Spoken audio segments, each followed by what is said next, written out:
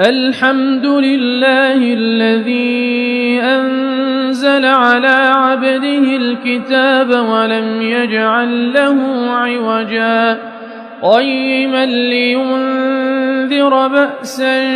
شديدا من لدنه ويبشر المؤمنين الذين يعملون الصالحات أن لهم أجرا حسنا ماكثين فيه أبدا وينذر الذين قالوا اتخذ الله ولدا ما لهم به من علم ولا لآبائهم كبرت كلمة تخرج من أفواههم إن يقولون إلا كذبا فلعلك باخع نفسك على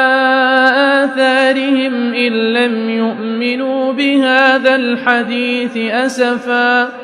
إنا جعلنا ما على الأرض زينة لها لنبلوهم أيهم أحسن عملا وإنا لجاعلون ما عليها صعيدا جرزا أم حسبت أن أصحاب الكهف والرقيم كانوا من آياتنا عجبا إذ أوى الفتية إلى الكهف فقالوا ربنا آتنا من لدنك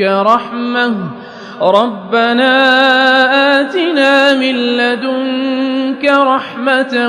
وهيئ لنا من أمرنا رشدا.